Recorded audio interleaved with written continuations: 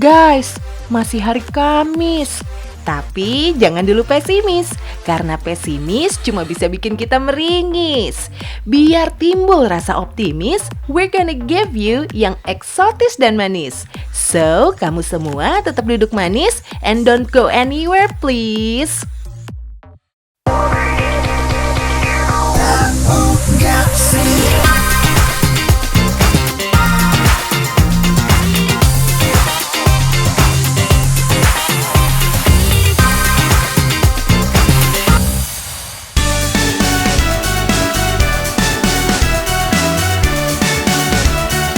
Ada yang eksotis tapi juga gahar abis.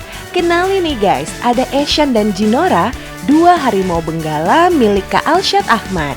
Hewan yang punya nama ilmiah Panthera tigris ini merupakan lambang kekuatan, keanggunan, dan ketangkasan di India. Ini dia guys, karnivora paling mematikan dari hewan-hewan yang ada di negeri Bollywood. Soal hobi memelihara hewan, Kak Alshad ini emang kayak terobsesi sama hewan liar guys. Mulai dari hewan yang jinak sampai yang dikenal buas. Tepat di kediamannya di kawasan Bandung, Jawa Barat, sepupu dari Raffi Ahmad ini membangun sebuah kebun binatang mini guys. Di sini ada lebih dari 30 ekor hewan yang dipelihara Kak Alshad sampai saat ini.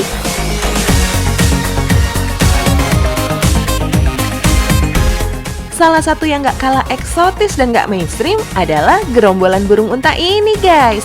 Kamu tahu gak sih kalau burung unta ini dikenal sebagai burung yang gak bisa terbang tapi punya kemampuan lari tercepat di dunia. Bayangin aja guys, kemampuan larinya bisa sampai 60 km per jam. Nah, buat kamu yang pengen jadi kolektor hewan eksotis, ada juga kok yang gak semahal punya Kak Alshad. Check this out guys.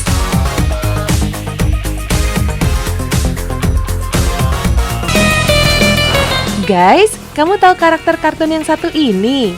Film Oscar's Oasis merupakan serial animasi tanpa dialog yang berpusat pada karakter kadal bernama Oscar.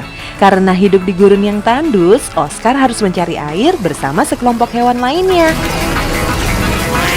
Di balik pola tingkahnya yang bikin emes, ternyata Oscar emang ada di dunia nyata guys.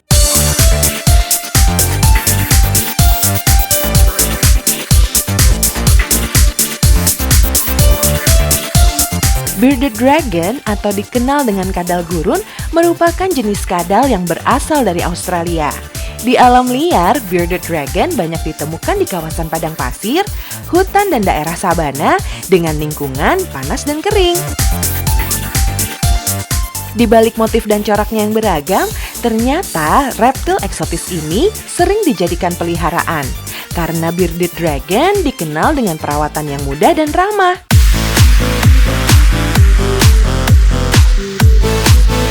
Oh iya, sebenarnya Bearded Dragon juga bisa berubah warna, tapi nggak sedramatis bunglon.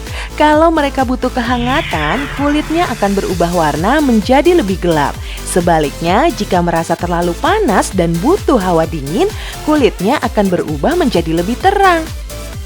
Di kawasan Pondok Labu, Bekasi Utara, ada sebuah farm atau tempat perkembangbiakan Bearded Dragon. Koleksinya nyampe puluhan ekor guys. Farm ini udah ada sejak tahun 2013 lalu. Nah, buat kamu pencipta reptil nih, ini ada hewan baru namanya Bearded Dragon. Mas, kenapa sih namanya Bearded Dragon? Ini Bearded Dragon karena dia berjenggot, ya, naga berjenggot. Setidaknya ada 60 ekor Bearded Dragon di sini, mulai dari yang anakan, pejantan, dan betina. Di dunia banyak sekali jenis Bearded Dragon. Sementara di Indonesia sendiri, ada beberapa jenis yang jadi favorit para kolektor, seperti Barbata, Vityshap, Minor Minima, dan Minor Michelli. Sedangkan dari spesiesnya, Bearded Dragon bisa dibedakan dari corak dan bentuknya.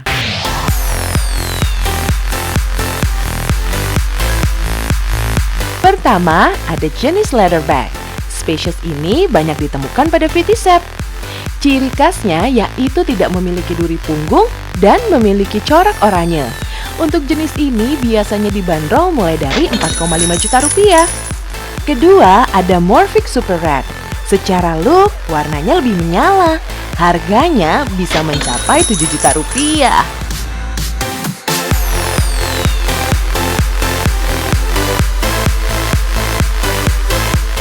Next, normal. Spesies ini memiliki kuku hitam dan warna normal.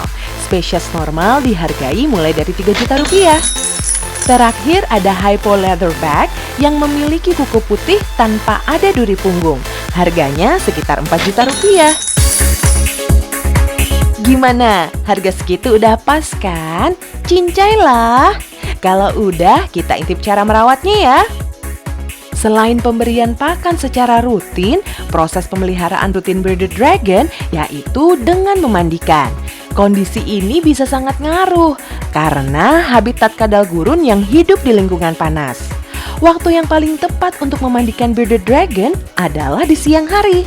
Terutama saat matahari terik ya guys, biar proses pengeringannya bisa maksimal. Karena kalau tidak akan menimbulkan jamur pada sisiknya. Oh iya, pemeliharaan bearded dragon juga tergantung dari suhu kandang ya guys. Makanya lebih oke lagi kalau ada penambahan sejumlah bohlam. Tujuannya untuk menciptakan suasana panas pada kandang. Selain pemeliharaan dan pengembangbiakan, lokasi ini juga melakukan breeding guys. Kamu tahu breeding kan? Itu loh guys, mengawinkan. Guys, ada satu keunikan lagi dari bearded dragon, yaitu dapat mengubah jenis kelamin. Tapi bukan ganti kelamin kayak operasi di Thailand itu ya guys. Maksudnya, telur yang diinkubasi di atas suhu 32 derajat Celcius akan berubah jenis kelaminnya dari jantan menjadi betina. Kadal gurun yang udah siap akan dikawinkan silang. Nah, anakan hasil kawin silangnya akan dipasarkan mulai umur 2 minggu. Harga anakan bearded dragon dipatok mulai dari Rp500.000 sampai Rp1,5 juta. Guys, bearded dragon adalah hewan semi arboreal yang banyak menghabiskan waktu di pohon dan semak-semak. Meski termasuk jenis kadal, bearded dragon bukanlah pelari yang handal. Mereka hanya bisa berlari 9 mil per jam atau sekitar 14,5 km per jam.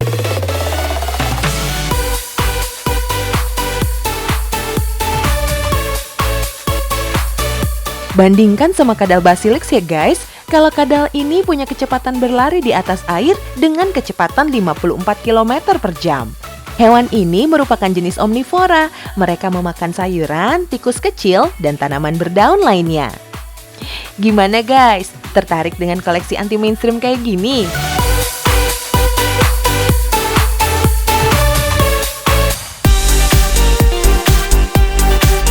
Memang udah takdirnya ya guys, kalau reaksi hewan suka nggak terduga. Niat kita nggak mau ngapa-ngapain, tapi mungkin aja hewannya tiba-tiba nyerang. Sama halnya sesama manusia, yang belum saling kenal, pasti ada bawaan saling curiga. Makanya guys, bukan cuma antar manusia aja yang perlu chemistry, sama semua makhluk hidup juga wajib, termasuk ke hewan. Bahkan kalau chemistry udah timbul, hewan berbisa juga aman-aman aja kok. By the way, kamu tahu nggak sih bedanya bisa sama racun? Loh, emang beda ya? Ya iya dong, kalau nggak beda ngapain kita tanyain? Kalau bisa identik dengan ular, bisa ular. Kalau racun, dia bisa artinya macam-macam nih. Racun yang dibuat oleh manusia secara harfiah atau letterluck. Ada juga racun misalnya dalam sebuah hubungan rumah tangga. Racun dalam bisnis, racun dalam hubungan pertemanan gitu. Jadi racun lebih luas. Secara letterluck bisa, secara metafor bisa, kalau bisa hanya ular. Menurut aku kalau bisa itu lebih condong ke hewan ya, karena memang misalkan salah satu contoh adalah ular berbisa. Jadi kalau dibilang racun mungkin lebih ke makanan. Misalkan hati-hati ya makanan ini beracun, hati-hati ya vitamin ini mengandung racun bla bla bla dan yang lain-lain. Tapi kalau bisa lebih ke hewan. Bisa itu berarti sesuatu yang bisa membuat negatif atau positif. Bisa membunuh atau bisa juga menjadikan sebuah obat. Contohnya ular. Ular itu bukan beracun tapi berbisa. Karena bisa ular itu bisa juga dimanfaatkan sebagai obat. Tapi kalau yang namanya racun pasti meracuni. Kalau racun itu jangankan bentuk benda ya, cinta aja kalau udah jadi racun bisa meracuni hati kita.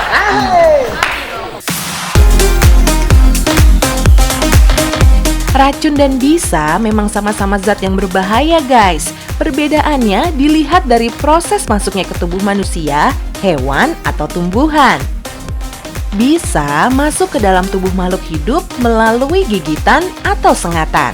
Tapi nggak semua gigitan dan sengatan hewan mengeluarkan bisa ya guys. Karena untuk memproduksi bisa, hewan butuh energi yang besar. Sedangkan racun menimbulkan efek melalui sentuhan kulit atau permukaan. Efek racun juga bisa timbul akibat terkonsumsi. Selain pada hewan, racun juga terdapat pada tumbuhan atau benda-benda yang udah terkontaminasi. Anyway, ada satu hewan nih yang tampilannya sangar, berbisa, tapi penggemarnya juga banyak. Eits, ini bukan laba-laba ya, tapi tarantula.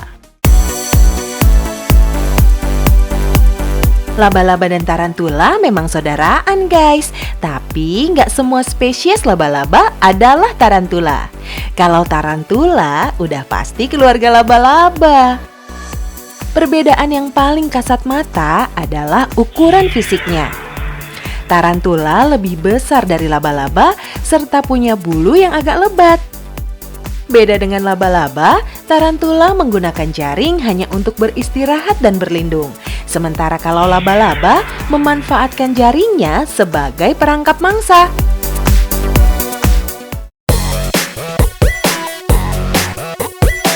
Di balik tampilannya yang sangar, hewan berkaki 10 ini udah jadi peliharaan eksotik sejak tahun 2009. Karena antusias warga yang hobi makin banyak, jadi kesempatan buat narik cuan nih, terutama bagi importir dan pecinta hewan buat menjual serta berternak tarantula. Gimana nggak menggiurkan guys? Sekali beranak, tarantula bisa menghasilkan 200 sampai 300 ekor anak. Banyak banget kan?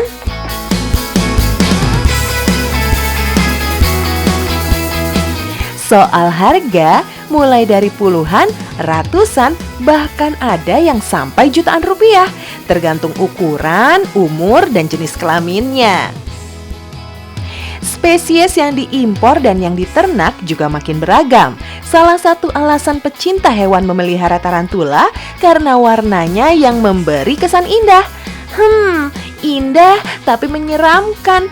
Kok agak-agak gimana gitu ya? Dari tampilannya yang sangar plus warnanya yang eye-catching, akhirnya tarantula masuk predikat sebagai hewan koleksi. That's right guys, koleksi. Kamu tahu nggak sih, sampai saat ini udah ditemukan lebih dari 950 spesies tarantula di seluruh dunia. 40 di antaranya adalah spesies asli Indonesia. Populasinya menyebar di Pulau Jawa, Sumatera, Kalimantan, Papua, dan beberapa pulau kecil lainnya. Kalau soal usia, yang betina sama yang jantan memang beda jauh guys. Tarantula betina dapat hidup 15 sampai 20 tahun. Tapi kalau di habitat aslinya, tarantula betina bisa hidup sampai 40 tahun.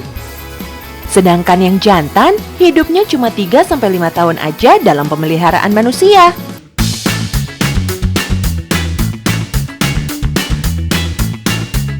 Serem tapi memang punya keunikan sih guys, terutama dari bagian tubuh, perilaku, sampai ketika menyergap mangsanya. Tarantula yang dipelihara Mas Hadi di rumahnya di Malang, Jawa Timur rata-rata tergolong sebagai tarantula low venom. Maksudnya memiliki kadar bisa yang rendah. Tarantula low venom layak dijadikan peliharaan di rumah karena perawatannya tidak sulit. Tapi yang perlu diperhatikan adalah bulu-bulu halusnya guys. Karena kalau terkena mata bisa menimbulkan iritasi bahkan kebutaan. So, hati-hati yes, jangan membuat tarantula kaget. Karena jika merasa terancam, tarantula bisa menendangkan kaki untuk merontokkan bulu halusnya.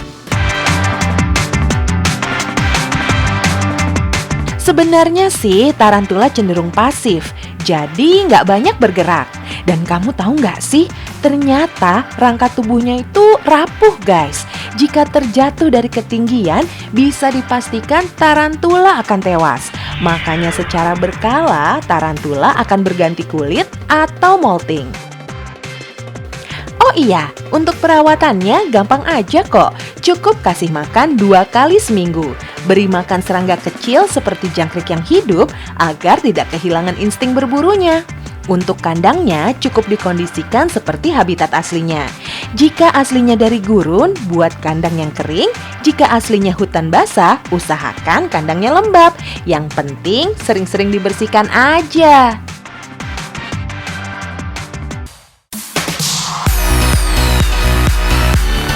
Kita tebak-tebakan dulu ya guys. Kamu tahu nggak sih berapa jumlah kaki pada hewan-hewan ini? Ada udang, tarantula, laba-laba, kalajengking, dan kaki seribu. Udang kakinya 12. Tarantula 8. Laba-laba 8 juga. Kalajengking 1, 2, 3, 4. 4. Di luar capit. Luwing, waduh, luwing 4. Ngaco gue. Kaki 1000 nggak mungkin, kakinya 1030. Kalau udang kakinya banyak ya, banyak nggak hitung. Kan setiap udang kan beda-beda kayaknya ya. Nggak tahu ya aku ya. Tahu nggak sih? Nah kalau tarantula, ini laba-laba. Kalau laba-laba 8. Ya. Tarantula? Iya, 8. Nah. Kalau kalajengking? Kalajengking itu kakinya berapa ya? 1, 2, 3, 4. 4, ya. Nah ini. Wah, kalau ini banyak kakinya. Apa namanya binatang? Kaki seribu ya, kaki seribu namanya juga udah kaki seribu, otomatis. Kenapa dibilang kaki seribu? Karena kakinya kan banyak, nggak kehitung gitu. Udang. Kakinya ada berapa? Udang berapa ya? Ntar gue cek dulu ke toko sepatu deh. 12. Ah benar, gue juga bilang 12. Oke, siap. Selanjutnya ini tarantula. Kakinya ada berapa? 10. 10. Yang 2 kaki cadangan kali. Kaki syarat. Main bola kan? Nggak, syarat ya? takutnya yang 2 cedera. Siap. Selanjutnya ini kira-kira apa? Kalau di tempat gue tuh bilangnya gonggo. Laba-laba ya? Kakinya berapa? 8. Oke. Siap. Kalau ini Kalajengking. Scorpion 6. kakinya 6 ya. Saya 6. Siap. Enggak, lu nanyain kaki mulu, lu aja naim.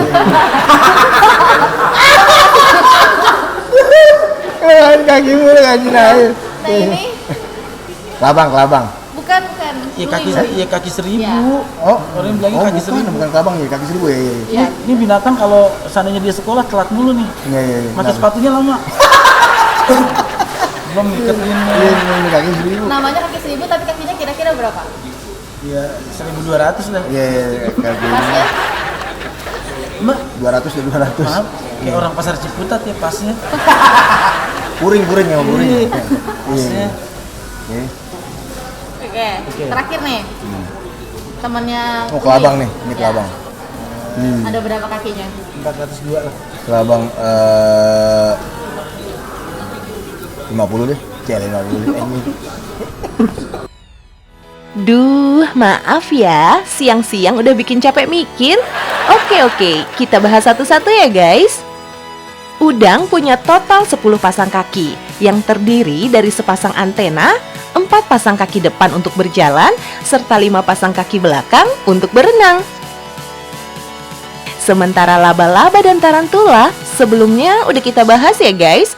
Laba-laba punya kaki 8 alias 4 pasang. Kalau tarantula punya 4 pasang kaki ditambah sepasang antena di depan. Jadi banyak juga yang menyebut kaki tarantula ada 10. Sedangkan kalajengking punya 4 pasang kaki. Kalau luwing disebutnya aja kaki 1000 guys. Padahal aslinya kaki luwing cuma berkisar antara 200 sampai 400 pasang kaki.